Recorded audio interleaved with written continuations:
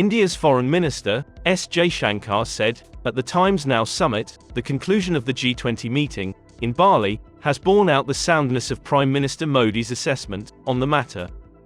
Jaishankar stated that India has taken a wider, longer, and more serious perspective of the situation in Ukraine. Again, Jaishankar criticized the West for its complaints on India's stance, stating that the West must learn to live with it, just as India has learned to live with disagreements with the West regarding matters pertaining to Pakistan and Afghanistan. He said, "Tough luck if it doesn't meet your expectations." India's response to the Russian invasion of Ukraine was different from that of other major democracies and strategic US allies. Even though Moscow's war makes New Delhi uncomfortable, it has chosen to be neutral toward Russia in public.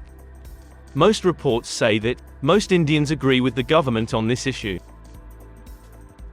The West has put pressure on the Indian government, but it has not given in. In fact, India has been saying, since the 1950s, that condemnation doesn't solve anything.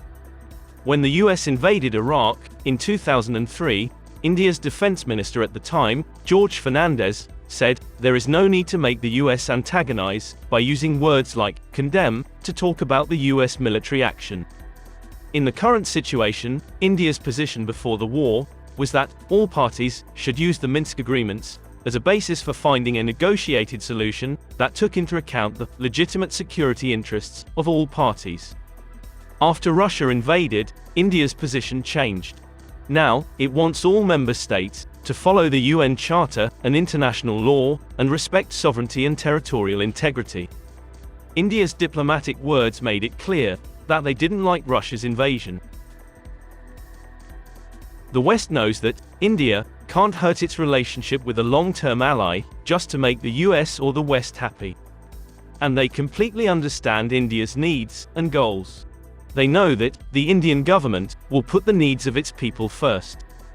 They also know that New Delhi won't do what they say, and that India won't criticize Russia. So why does the West want India on their side so badly? The truth is that they never wanted India to help them fight Russia, or even be on their side. In fact, they behave as if India is a kid, by questioning who would aid it if a conflict between China and India arose tomorrow. India is not naive, it knows that the West won't help if India and China goes to war. In the past, the West didn't help India at all. Instead, they helped Pakistan by ignoring the genocide that Pakistan did every day. The West and its media thrive on making India out to be a bad place. They have devoted the last 8 years to casting a negative light on India. Over the past 8 years, stories and opinions about the news have been published in the best American and West European newspapers and magazines. They put India down on every front. They do this, of course, while saying they are experts and civil society organizations. Since the BJP took power in 2014, and Narendra Modi became Prime Minister, these newspapers, magazines, radio stations, and TV stations have been beating the war drums non-stop. When the BJP is called a Hindu nationalist party, and Modi is called a chest-thumping Hindu hegemon, it's pretty clear that the Western world is trying to shame, blame, tar and feather, and demonize the BJP, Narendra Modi, Hindus, and Hinduism in general, to interfere in Indian politics in a post-colonial way, and shape India the way they want it to be. On November 18, the principal deputy spokesperson for the US State Department, Vedant Patel, answered a question about why the US had given Mohammed bin Sultan sovereign immunity from criminal prosecution. US intelligence agencies think that bin Sultan was involved in the murder of US-based journalist Jamal Khashoggi. Vedant Patel came all prepared, talked about similar uses of immunity in the past, and said it has been going on for a long time and hasn't stopped. It has been used on several heads of state in the past. President Jean-Bertrand Aristide of Haiti in 1993, President Robert Mugabe of Zimbabwe in 2001, Prime Minister Modi of India in 2014, and President Joseph Kabila of the Democratic Republic of the Congo in 2018. We have always done this for the head of state, the head of government, and the foreign minister. they put Prime Minister Modi in the same group as tyrants and rights abusers from around the world. The US official was making it clear that Prime Minister Modi was banned from getting a visa for 9 years, from 2005 to 2014. This was because of his alleged role in the 2002 Gujarat communal riots, which was never proven in court. And, of course, they use a human rights angle now and then. When the police in Delhi used water cannons, it was seen as a violation of human rights around the world. When water cannons are used all over the world, especially in France, Germany, Italy, and Switzerland. These countries, which like to think of themselves as champions of human rights, don't have to worry about these things. Protesters in Paris took to the streets last year to show their opposition to a proposed law that would make it harder for people to film police officers. People who were against the bill fought with police in the capital, which used water cannons.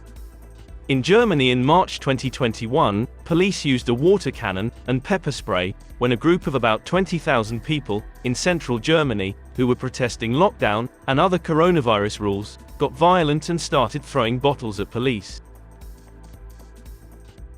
Europe and the US are proud of how quickly and well their sanctions against Russia have worked. However, they don't seem to care about how these sanctions affect the rest of the world. Other war-torn countries have had to wait a long time for the World Bank to help them, but Ukraine got a $700 million package in record time. Some economists say that the International Monetary Fund might be breaking its rules by sending $1.4 billion to Ukraine as emergency aid. Some top European officials say that the Joe Biden administration is making money off of the war, while European countries are hurt.